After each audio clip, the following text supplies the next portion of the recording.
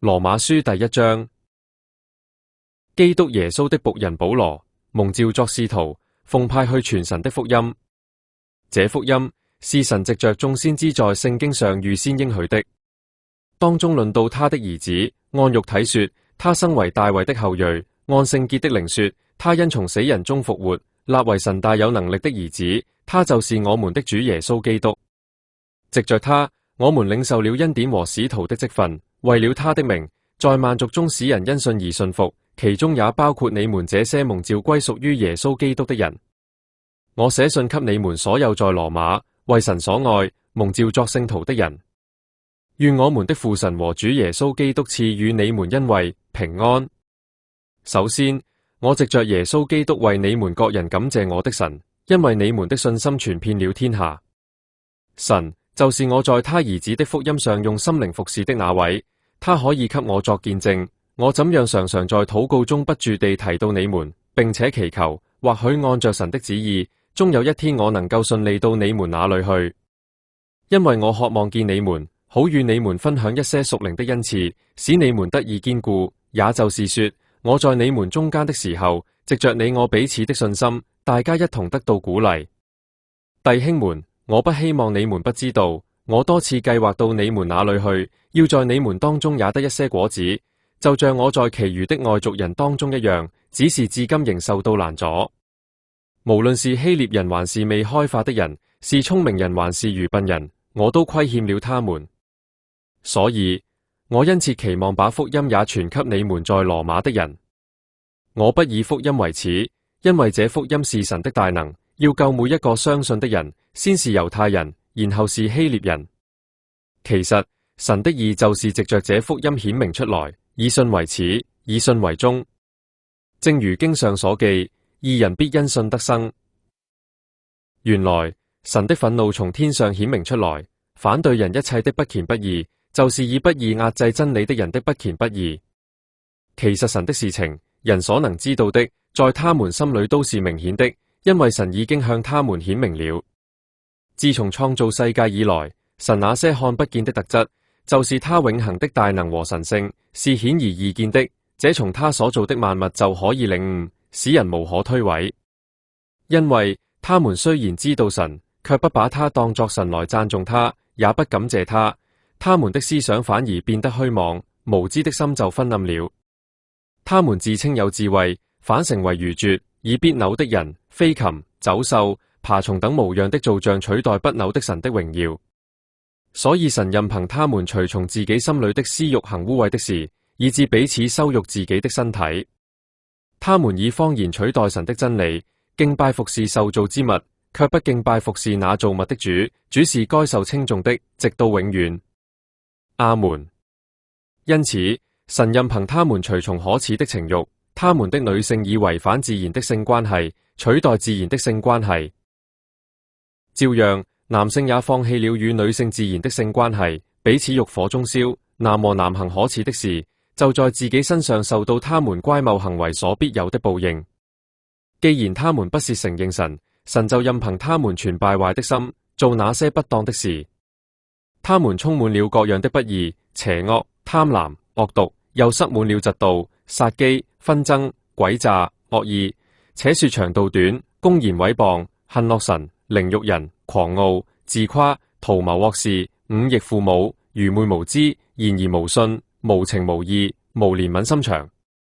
雖然他們知道神的規定，就是行這些事的人是該死的，可是他們不但自己去做，還贊同別人去做。第2章。所以你這評斷人的啊，無論你是誰，都無可推諉。你在什麼事上評斷別人，就在什麼事上定自己的罪，因為你這評斷人的，自己也行同樣的事。我們知道神按實情審判行這些事的人。你這個人啊，你評斷行這些事的人，自己卻做同樣的事，你以為自己可以逃脫神的審判嗎？還是你輕視神豐盛的恩慈、寬容、忍耐，不知道他的恩慈是要領你悔改嗎？但由於你的心頑梗，不肯悔改，就為自己在神發怒和彰顯公義審判的日子積累憤怒。神必按照各人的行為報應各人，對於那些堅忍行善、追求榮耀、尊貴和不朽的人，就有永生回報他們；但對於那些自私自利、不順從真理、反順從不義的人，就有憤怒和怒氣回報他們。又有患難和困苦加給每個作惡的人，先是猶太人，然後是希臘人，卻有榮耀、尊貴、平安加給每個行善的人，先是猶太人，然後是希臘人。因為神並不偏待人。要知道，凡是在律法之外犯罪的，也要在律法之外滅亡；凡是在律法之下犯罪的，就要按律法受審判。因為在神面前，不是聽見律法的人稱義，而是行律法的人才得稱義。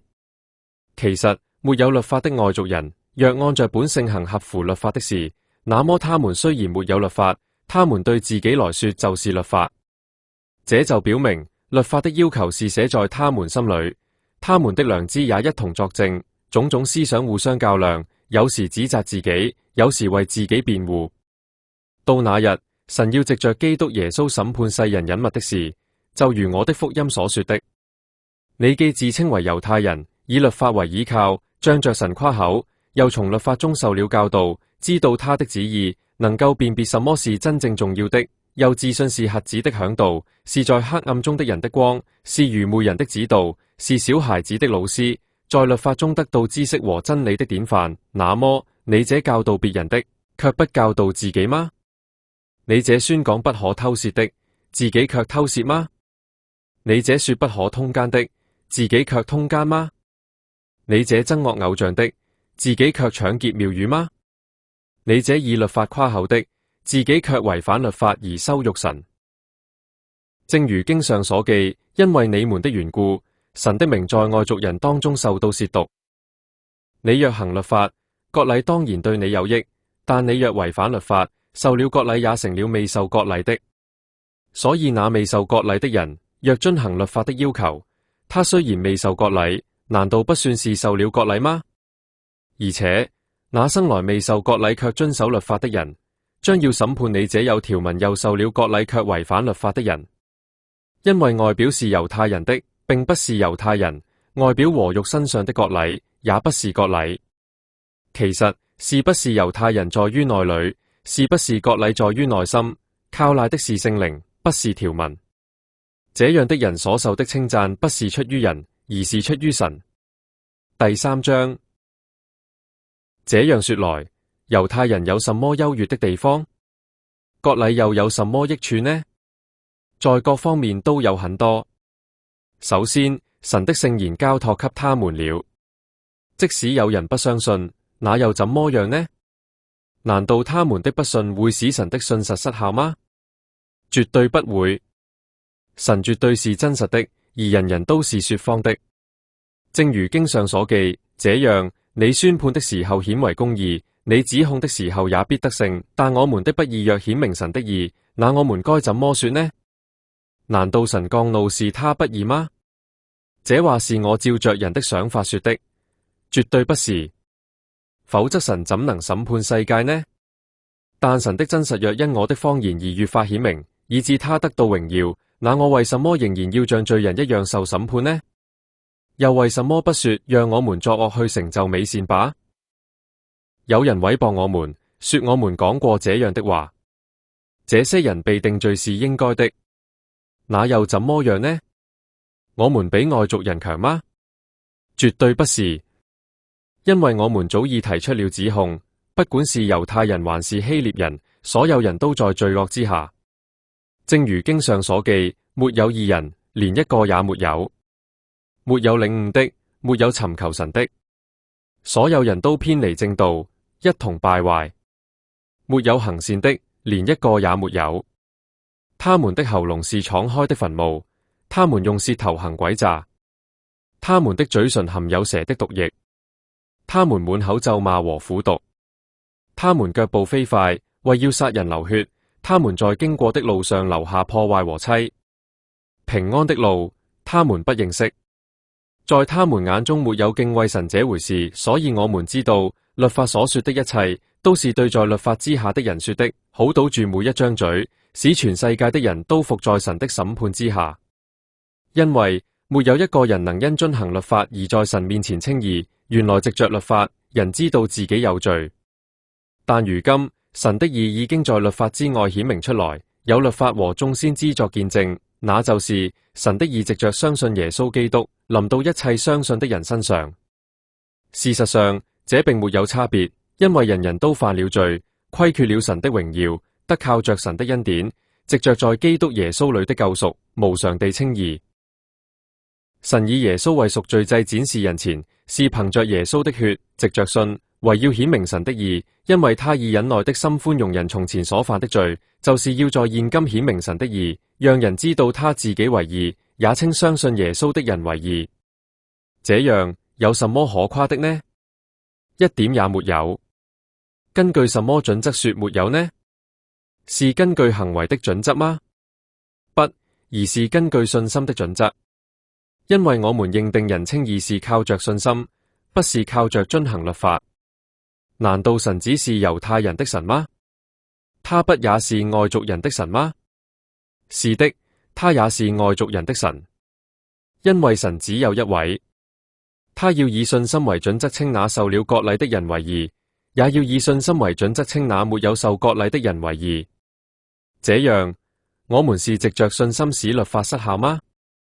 絕對不是，反而是鞏固了律法。第4章。這樣，我們說我們肉體上的祖宗亞伯拉罕得到了什麼呢？若亞伯拉罕是靠行為稱義，他就有可誇之處；可是在神面前，他並沒有可誇之處。經上怎麼說呢？亞伯拉罕相信神，這就算他為義。人做工得報酬，不算是恩典，而是應得的。但人不做工，卻相信那稱不敬虔的人為義的神，這人的信就算為義。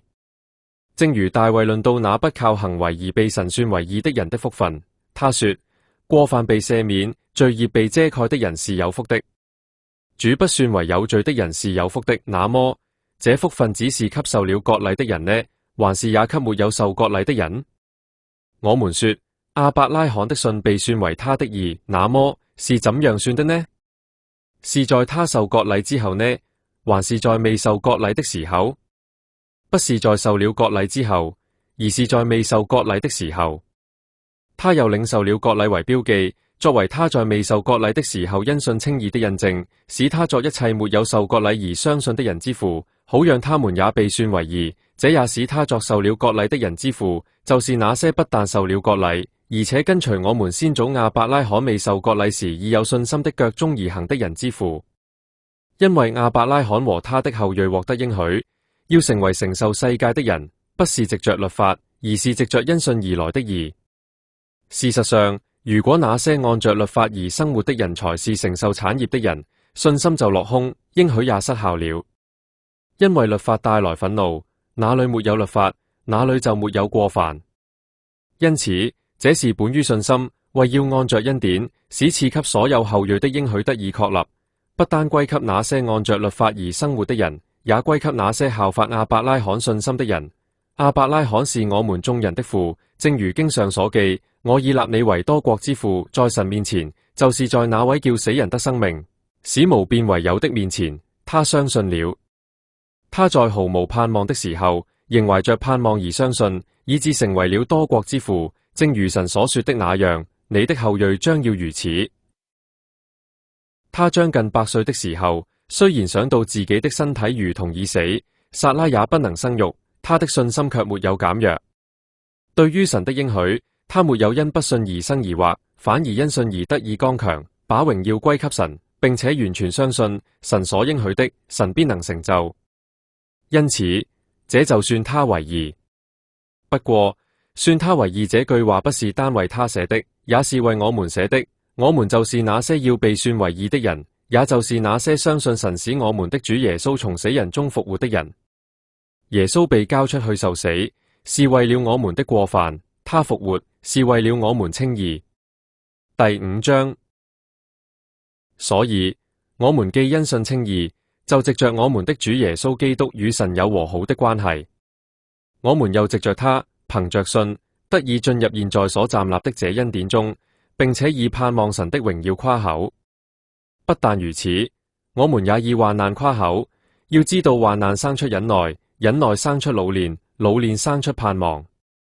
這盼望是不會落空而使人羞愧的，因為神的愛藉着所賜給我們的聖靈，已經澆灌在我們心裏。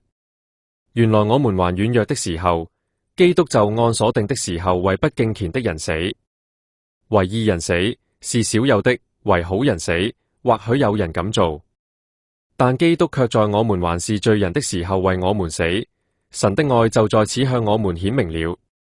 所以我們現在既已靠着他的血稱義，將來就更要藉着他得救，脫離神的憤怒。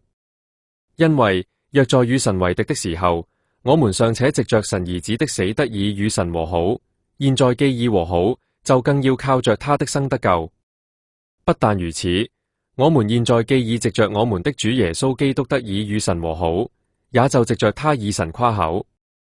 因此，正如罪藉着一個人進入世界，死又藉着罪而來，於是死也就臨到全人類，因為人人都犯了罪。其實沒有律法以前，罪已經在世上了，但沒有律法，罪就不算是罪。可是從亞當到摩西，死就掌了權，連並未像亞當那樣犯罪的人，也在死的權勢之下。亞當就是以後要來的那一位的預表。但是恩賜跟過犯不同。因為若因一人的過犯，眾人都死了，那麼神的恩典和那藉着耶穌基督一人的恩典而來的賞賜，必更加豐盛地臨到眾人。因此跟一個人犯罪所帶來的後果也不同。因為由一次過犯而來的審判，雖然導致了定罪，但為許多的過犯而來的恩賜，卻帶來了稱義。事實上，若因一人的過犯，死就藉着這一人掌權，那麼那些領受豐盛的恩典和義之賞賜的人，就必更要藉着耶穌基督這一人在生命中掌權了。這樣看來，正如藉着一次過犯使所有人都被定罪，照樣藉着一次義行，也使所有人都被稱義而得着生命。因為正如藉着一個人的悖逆，眾人都成了罪人，照樣藉着一個人的信服，眾人也要被稱義。律法來了，為要使過犯增多，但罪在哪裏增多，恩典就在哪裏越發豐盛。所以正如罪靠着死掌權，照樣恩典也藉着義掌權，使人藉着我們的主耶穌基督得到永生。第6章。這樣我們該怎麼說呢？我們可以繼續活在罪中，好讓恩典增多嗎？絕對不可。我們這些向罪死了的人，怎麼可以仍然活在罪中呢？難道你們不明白，我們這些受洗歸入基督耶穌的人，就是受洗歸入他的死嗎？所以我們藉着洗禮歸入死，和他一同埋葬，是要我們行事為人按照生命的新樣式，正如基督藉着父的榮耀從死人中復活一樣。因為我們既然已經與他聯合，像他那樣死了，那麼我們也必像他那樣復活。要知道，我們的舊人已經和他一同釘在十字架上，使罪身失效，叫我們不再作罪的奴僕，因為死了的人已經擺脫了罪。我們若與基督同死，就相信也必定與他同活，因為知道基督既已從死人中復活，再也不會死，死再也不能轄制他。他死是向罪死了，只有一次；他活是向神而活。這樣你們也要看自己向罪是死的，在基督耶穌裏向神卻是活的。所以不要讓罪在你們必死的身體上掌權，使你們順從身體的私慾；也不要把你們的肢體獻給罪，作不義的工具，倒要像從死人中復活過來的人一樣，把自己獻給神，並把你們的肢體獻給神，作義的工具。罪必無法轄制你們，因為你們不在律法之下，而是在恩典之下。那又怎麼樣呢？我們不在律法之下，而在恩典之下，就可以犯罪嗎？絕對不可。難道你們不知道嗎？你們把自己獻上作奴僕去順從人，順從誰就作誰的奴僕，或作罪的奴僕，結果是死；或作順從的奴僕，結果是義。感謝神，你們從前雖然作過罪的奴僕，如今卻從心底裏順從那教導的規範，你們就是被交託給這教導的規範了。你們既從罪中得到釋放，就成了義的奴僕。因為你們肉體的軟弱，我就按照常人的講法來說，正如你們從前怎樣把自己的肢體獻給不潔和不法作奴僕，為要達到不法的目的，現在也要照樣把自己的肢體獻給義作奴僕，為要達到成聖的目的。因為你們作罪的奴僕時，並不受義的約束。那麼你們當時得到什麼果子呢？不過是那些你們如今看為羞恥的事，因為那些事的結局就是死。但如今你們既從罪中得到釋放，作了神的奴僕，就得了果子，以至於成聖，這結局就是永生。因為罪的酬報就是死，但神的恩賜卻是在我們主基督耶穌裏的永生。第7章。弟兄們，難道你們不明白？因為我現在對懂得律法的人說，律法只在人活着的時候才能轄制人嗎？就如已婚的女人在丈夫還活着的時候，受律法約束而歸屬丈夫，但丈夫若死了，她就脫離了丈夫的律法。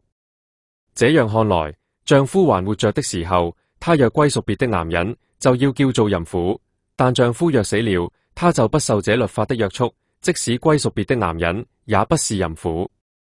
這樣，我的弟兄們，你們藉着基督的身體，也已經向律法死了，使你們可以歸屬另一位，就是從死人中復活的那一位，好讓我們可以結果子給神。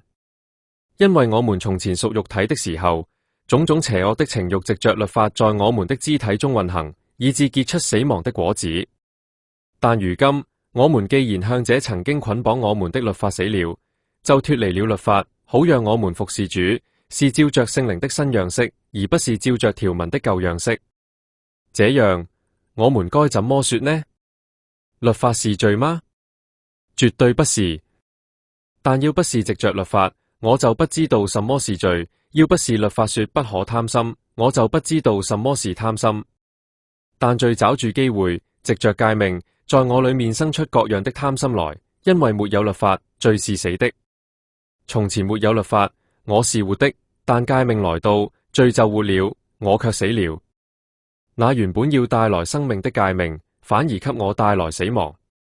因為罪抓住機會，藉着誡命欺騙我，並且藉着誡命殺了我。這樣，律法是聖潔的，誡命也是聖潔、公義、良善的。那麼，是那良善的置我於死地嗎？絕對不是，而是罪。罪藉着那良善的給我生出死來，為要顯出真是罪，使罪藉着誡命變得更加罪大惡極。事實上，我們知道律法是屬靈的，我卻是屬肉體的，已經賣給罪作奴僕了。因為我所做的，我並不知道；我所願意的，我不去做；我所憎惡的，我反而去做。若我所做的是自己所不願意的，我就得承認律法是良善的。既是這樣，這事就不再是我做的，而是住在我裏面的罪做的。我知道住在我裏面的，就是在我這肉體裏面沒有良善，因為我雖有行善的決心，卻行不出善來。我所願意行的善，我沒有行；我所不願意作的惡，我反而去作。若我所做的是自己所不願意的，這事就不再是我做的，而是住在我裏面的罪做的。因此，我發現了一個定律：我願意行善的時候，總有惡在我裏面，因為按照我內心的想法，我喜愛神的律，但我發覺自己的肢體中另有一個律，跟我內心的律交戰，把我擄去，使我屈從於那在我肢體中的罪的律。我這個人真苦啊！誰能救我脫離這必死的身體呢？感謝神，藉着我們的主耶穌基督就能救了。這樣看來，一方面我自己在理智上服侍神的律，另一方面肉體卻服侍罪的律。第8章。因此，如今那些在基督耶穌裏的人就不被定罪了，因為生命之靈的律在基督耶穌裏把你從罪和死的律中釋放出來。律法因肉體而變得軟弱，有所不能成就的，神已經成就了。他差遣自己的兒子以最新的模樣來，成為贖罪的祭，在肉體上給罪定了罪名，好讓律法所要求的義，在我們這些行事不隨從肉體而隨從聖靈的人身上，可以完全表現出來。因為隨從肉體的人思想肉體的事，隨從聖靈的人思想聖靈的事。屬肉體的思想帶來死亡，屬聖靈的思想帶來生命和平安。因為屬肉體的思想就是與神為敵，他不信服神的律法，事實上也不能信服。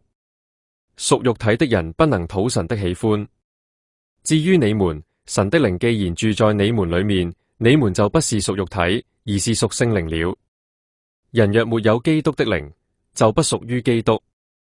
但基督若在你們裏面，那麼你們的身體雖然因為罪的緣故是死的，聖靈卻因為義的緣故賦予你們生命。那使耶穌從死人中復活的神的靈，若住在你們裏面，那使基督從死人中復活的神，也必定藉着住在你們裏面的聖靈，使你們必死的身體活過來。弟兄們，這樣看來，我們都有虧欠，但不是虧欠肉體，去隨從肉體而活。因為你們若隨從肉體而活，就必定會死；但你們若靠着聖靈，把身體的惡行置於死地，就必活着。因為凡是被神的靈引領的，都是神的兒子。事實上，你們所領受的，不是奴役的靈，使你們再有懼怕；你們所領受的，是兒子名分的靈。靠着這靈，我們喊叫阿爸，父啊！聖靈親自與我們的靈一同見證，我們是神的兒女。既是兒女，就是承受產業的人，是承受神產業的人，且與基督一同承受產業。只要我們與他一同受苦，與他一同得榮耀。事實上，我認為現今所受的苦，與將來要向我們顯現的榮耀相比，根本算不得什麼。受造之物熱切期待，等候着神的眾子顯現。因為受造之物屈從於虛空之下，不是自願的，而是由於那位使他屈從的。其實受造之物是在盼望中屈從，這盼望就是受造之物本身也將要從敗壞的奴役中得到釋放，進入神兒女榮耀的自由。事實上，我們知道一切受造之物至今仍在一同呻吟，同受陣痛。不但如此，就連我們這些有聖靈為初結果子的人，也在自己心裏呻吟，等候得到兒子的名分，就是我們的身體得蒙救贖。因為我們得救的時候是存着這盼望的。可是看得見的盼望就不是盼望了，因為看得見的事，誰還會盼望呢？但我們若盼望那看不見的事，就要耐心等候。照樣，聖靈也在我們軟弱的地方幫助我們，因為我們原不知道該禱告些什麼，但聖靈親自以無法言喻的呻吟為我們祈求。那監察人心的，知道聖靈的心思，因為聖靈總是照着神的旨意為聖徒祈求。並且我們知道萬事都互相效力，叫愛神的人，就是按着他旨意被召的人得益處。因為他預先認識的人，他也預定他們與他兒子的形象相似，讓他兒子在眾多弟兄中作長子。他所預定的人，他又呼召他們；所呼召的人，他又稱他們為義；所稱為義的人，他又使他們得榮耀。這樣，我們對這一切還該怎麼說呢？神既是這樣為我們着想，誰還能敵擋我們呢？神連自己的兒子也不顧惜，為我們眾人把他交了出來，難道不會把萬有連同他一起無償地賜給我們嗎？誰能控告神所揀選的人呢？神是稱他們為義的那一位，誰能定他們的罪呢？基督耶穌是已經死了的那一位，倒應該說他已經復活了，如今就在神的右邊，並且為我們祈求。誰能使我們與基督的愛隔絕呢？是患難嗎？是困苦嗎？是迫害嗎？是飢餓嗎？是赤身露體嗎？是危險嗎？是刀劍嗎？正如經上所記，為你的緣故，我們終日被殺，人把我們看為等待屠宰的羊，但靠着愛我們的那一位，我們在這一切事上都得勝有餘。因為我深信，無論是死是生，是天使，是掌權者，是現在的事，是未來的事，是權勢，是高處，是深淵，還是別的任何受造之物，都不能使我們與神的愛隔絕。這愛是在我們的主基督耶穌裏的。第9章，我在基督裏說的是實話，沒有說謊。我的良知在聖靈裏為我作見證，我非常受苦，心裏傷痛綿綿。為了我的弟兄，我的骨肉之親，縱使我自己受詛咒，與基督分離，我也心甘情願。他們是以色列人兒子的名分、榮耀、眾約、所賜的律法、敬拜的禮儀、眾多應許，都是他們的。先祖也是他們的先祖。按肉體說，基督也是從他們出來的。他是在萬有之上，永受稱頌的神。阿門。但這不是說神的話落空了，因為從以色列出來的，不都是以色列人；也不是說，因為他們是亞伯拉罕的後裔，就全都是他的兒女。只有以撒生的，才可稱為你的後裔。這就是說，肉身所生的兒女，並不是神的兒女，只有應許的兒女，才算是後裔。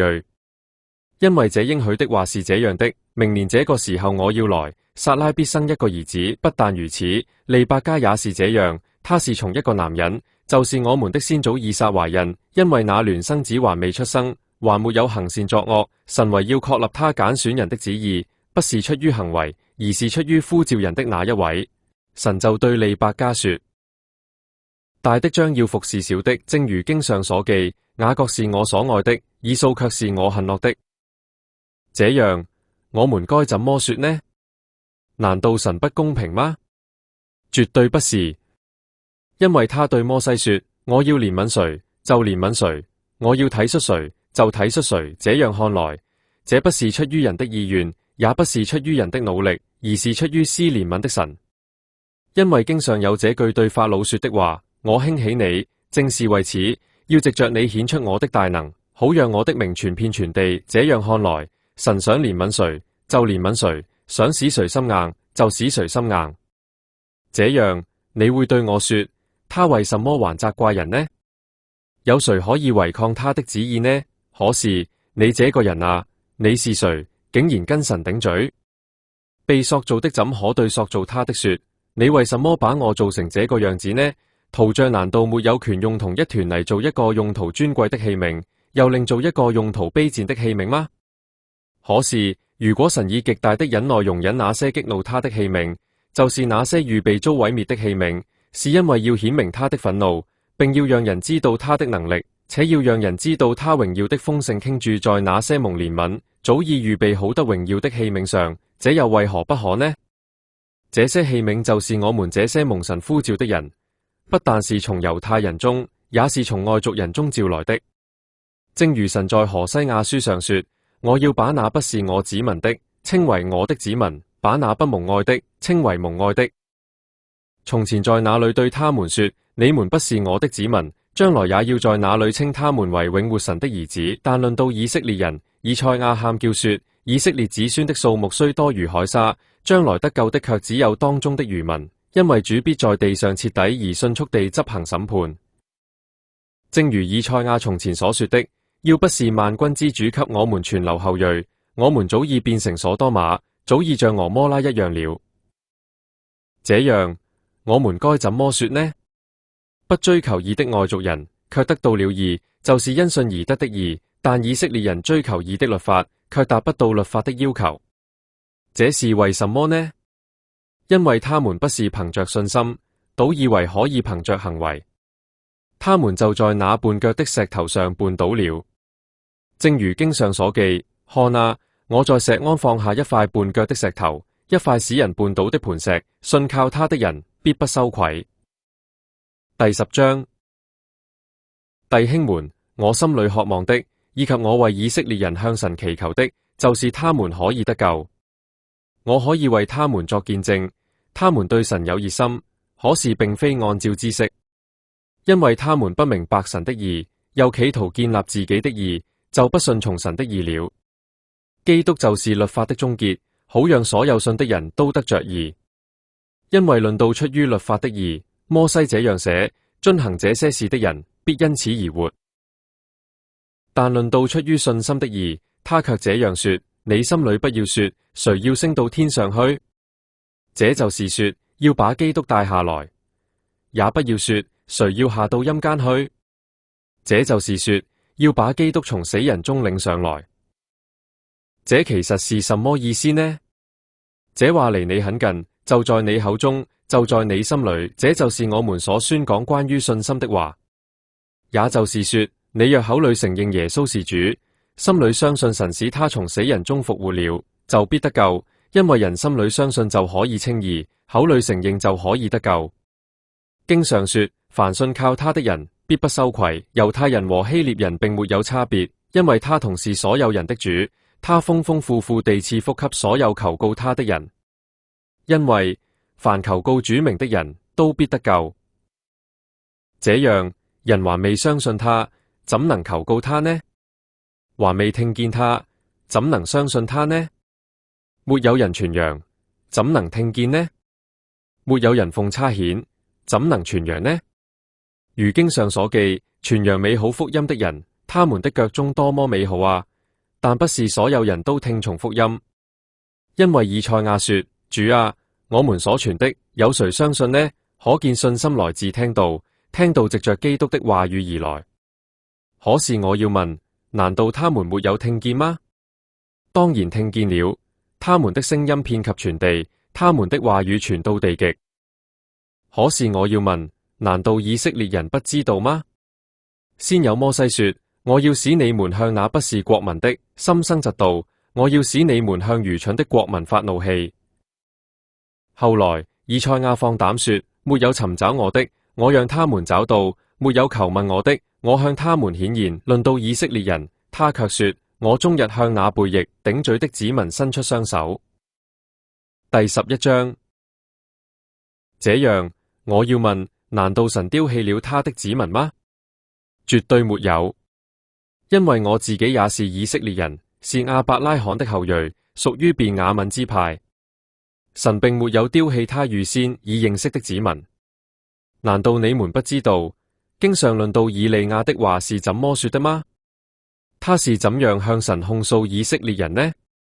他說：主啊，他們殺了你的先知，毀了你的祭壇，只剩下我一人，他們還想要我的命，但神怎樣回答他呢？神說：我為自己留下了7000人，都是沒有向巴力下跪的，所以現在也是這樣，也有餘民存留下來，是按着恩典蒙揀選的。既然是按着恩典，就不再是出於行為，否則恩典也不再是恩典了。那又怎麼樣呢？以色列人所尋求的，他們並沒有得到；蒙揀選的人卻得到了。其餘的人都頑梗心硬，正如經上所記：神給他們麻木的靈，不能看見的眼睛，不能聽見的耳朵，直到今天。大衛也說：願他們的宴席變成網羅，變成陷阱，變成絆腳石，變成自己的報應。願他們眼目昏暗，不能看見。願你使他們的腰背常常彎曲。這樣，我要問，難道他們失足，結果就是倒下來，不能再起嗎？絕對不是。相反，藉着他們的過犯，救恩臨到外族人，要使他們心生嫉妒。既然他們的過犯成就了世人的富足，他們的失敗成就了外族人的富足，更何況他們的豐盛呢？如今我對你們外族人說，與你們所想的相反，就我的外族人使徒這個身份來說，我看重自己的職分，這樣或者可以使我的猶太同胞心生嫉妒，好讓他們當中有些人可以得救。因為如果他們被丟棄，世人因而可以與神和好，那麼他們獲接納，不就是從死人中復活嗎？如果用來奉獻的頭一塊生團是聖潔的，那麼整團也是聖潔的；如果樹根是聖潔的，那麼枝子也是聖潔的了。如果有幾根枝子被折下來，你這野橄欖枝卻被接上去，分享橄欖樹肥美的樹根，那你就不要對原來的枝子誇口。如果你要誇口，就應該想一想，不是你支撐着樹根，而是樹根支撐着你。這樣你會說，那些枝子被折下來，是要讓我接上去，不錯，他們因為不信而被折下來，你卻靠着信心站立得住。你不要心高氣傲，倒要心存畏懼，因為神既然不顧惜原來的枝子，恐怕也不會顧惜你。所以你要留意神的恩慈和嚴厲，對跌倒的人，神是嚴厲的，對你卻是恩慈的。只要你繼續留在他的恩慈裏，否則你也要被砍下來。至於他們，只要不再繼續不信，也會被接上去，因為神能夠把他們重新接上。如果你是從原來的野橄欖樹上砍下來的，尚且違反本性地接在一棵培育而成的橄欖樹上，那些原來的枝子，難道不更要接在本來的橄欖樹上嗎？其實，弟兄們，我不希望你們不知道這奧秘，免得你們自以為聰明。這奧秘就是以色列人當中有一部分是頑梗的，一直等到外族人的全數都進去，這樣全以色列要得到拯救。正如經上所記，那拯救者必從錫安出來，使不敬虔離開雅各。這就是我與他們所立的約，那時我要除去他們的罪。就福音來說，因你們的緣故，他們是神的仇敵；就揀選來說，因先祖的緣故，他們卻是蒙愛的。因為神的恩賜和呼召是永不改變的。要知道，就正如你們從前不信服神，現在卻藉着他們的不信服而蒙憐憫，照樣他們現在不信服，卻要藉着你們所領受的憐憫，使他們現在也可以蒙憐憫。因為神把所有人都圈在不信服之中，為要憐憫所有的人。神的豐富、智慧、知識何等高深！他的判斷多麼難測，他的道路多麼難尋。誰知道主的心意？誰作過他的參謀？誰先給了他什麼，以致他要償還呢？因為萬有都本於他，倚靠他，歸於他。願榮耀歸給他，直到永遠。阿門。第12章。所以弟兄們，我以神的憐憫勸你們，要把身體作為活祭獻上，這祭是聖潔的，是神所喜歡的，這是你們理當獻上的敬拜。不要效法這個時代，反而要藉着心意更新，讓自己被改變過來，使你們可以察驗什麼是神的旨意，即什麼是那美善的、神所喜歡的、完全的事。我藉着神賜我的恩典，對你們各人說，不要對自己評價過高，超過所應有的評價，倒要按着神量給各人的信心，中肯地評價自己。這就正如我們一個身體上有許多肢體，各肢體不都有一樣的功能，照樣我們這許多人在基督裏是一個身體，而且每一個都是彼此的肢體。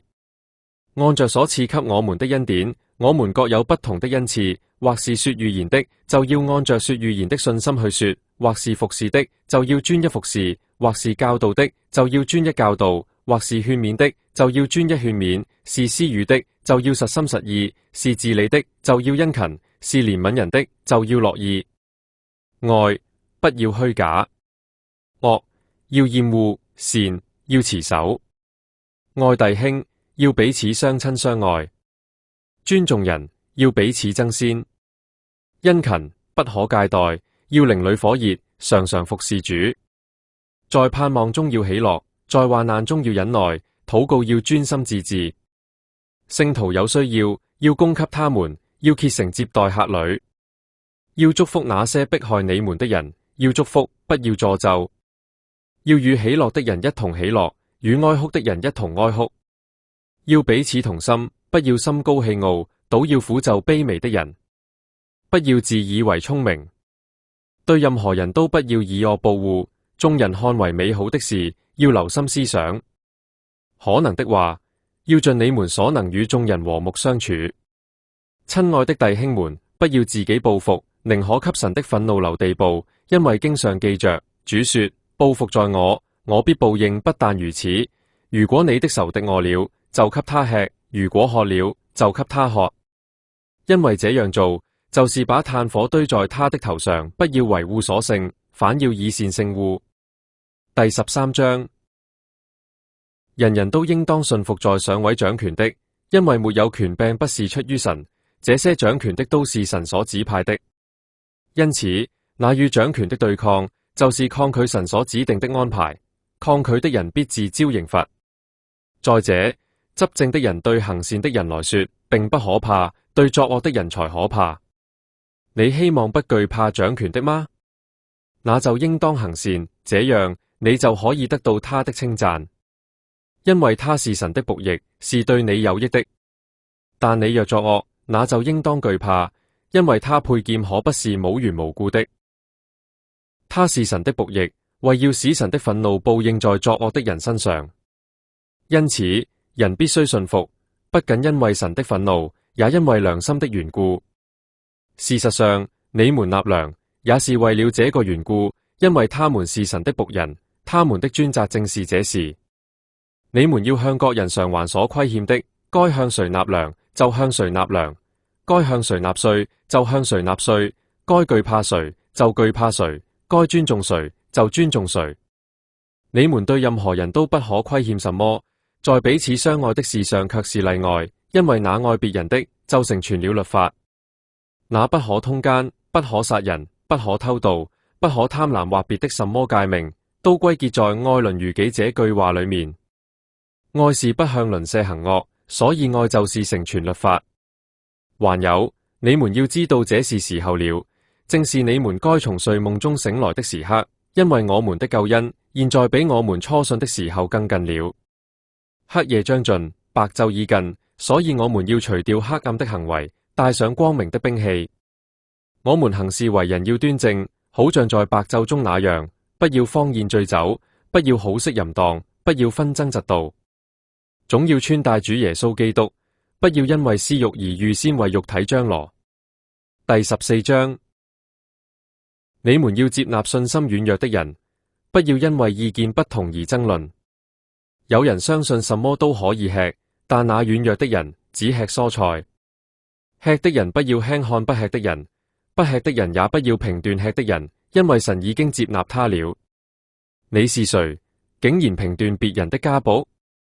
他或站穩或跌倒，都只是他主人的事，而且他一定可以站穩，因為主能夠使他站穩。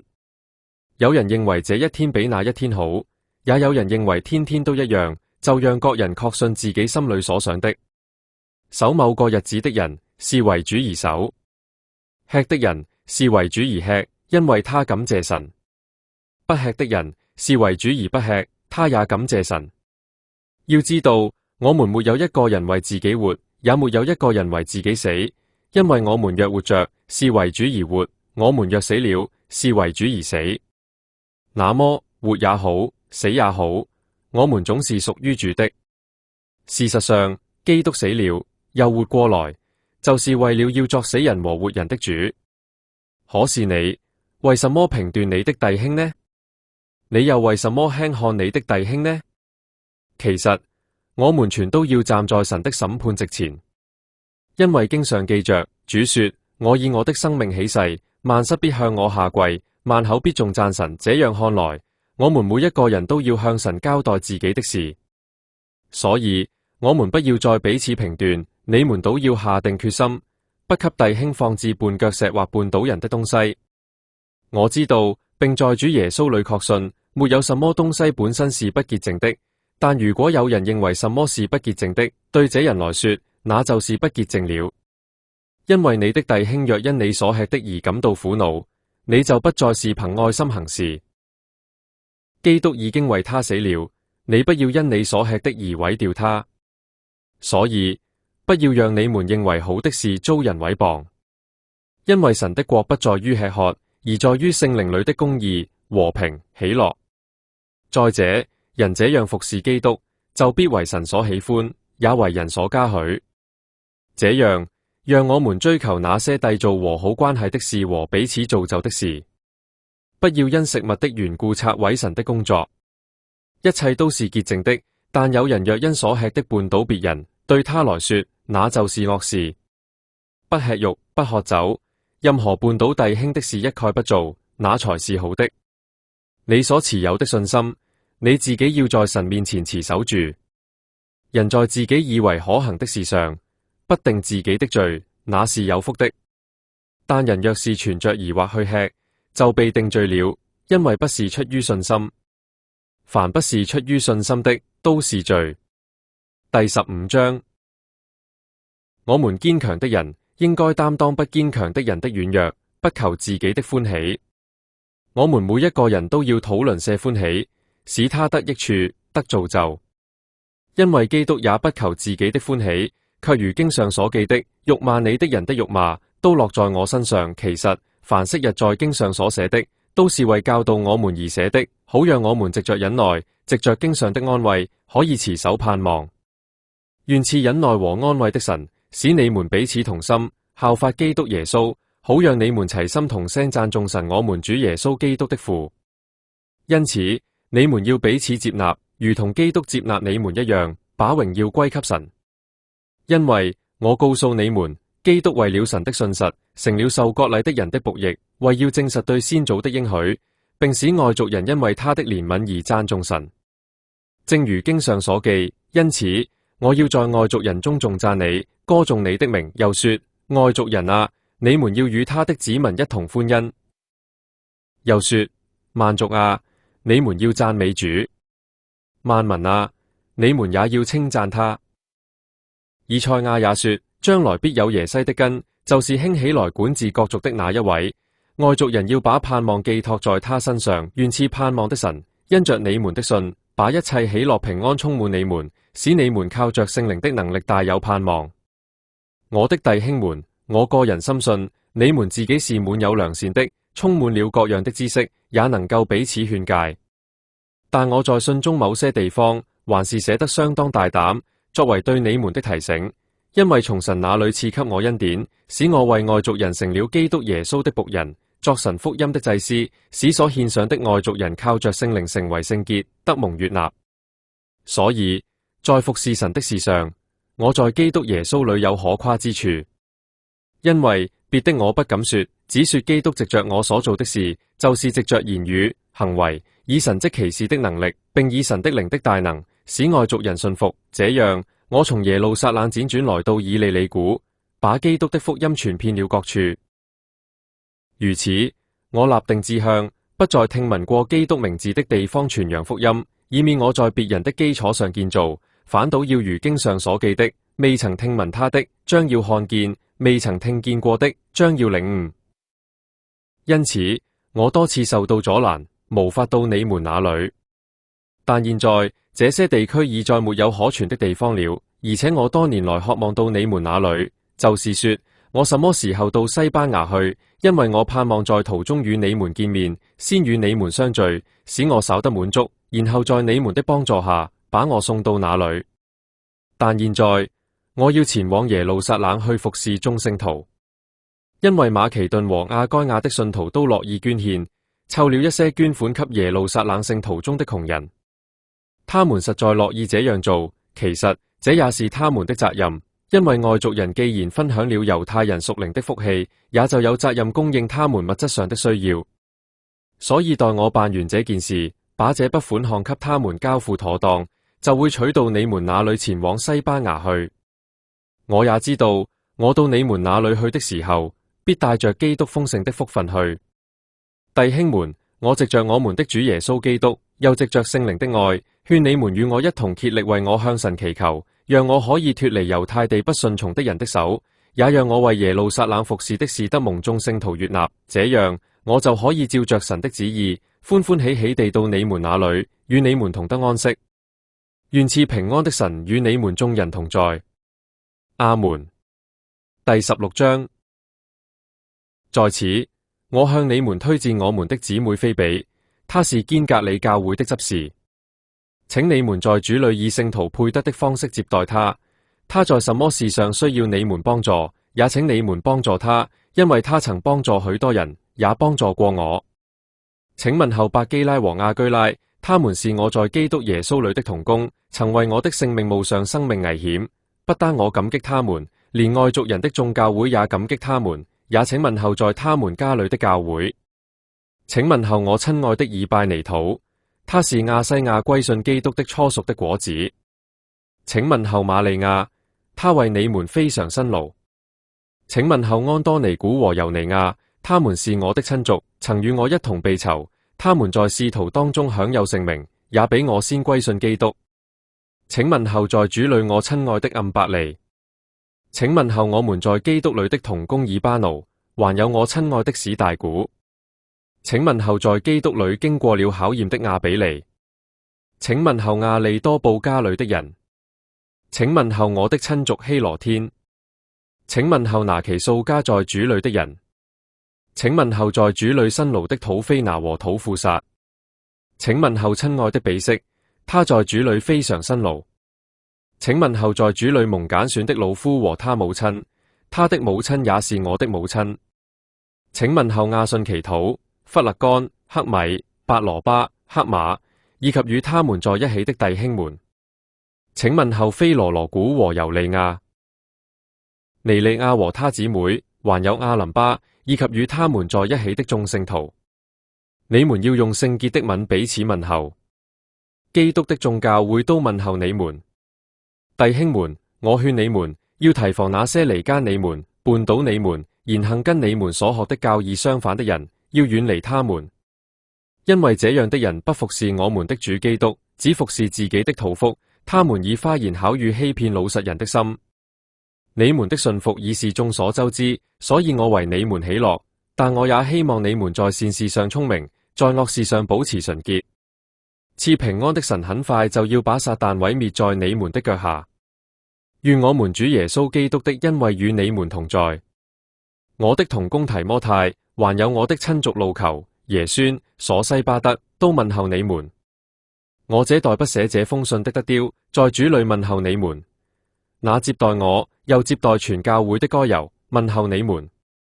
城中的師傅以拉都，還有弟兄括土，都問候你們。神能夠按着我所傳的福音和所宣講的耶穌基督，照着奧秘的啟示，使你們堅固。這奧秘歷代以來是秘而不宣的，但如今顯明出來了，而且藉着先知所寫的，照着永活神的命令，已經讓萬族知道，使他們因信而信服。願榮耀藉着耶穌基督歸給獨一全智的神，直到永遠。阿門。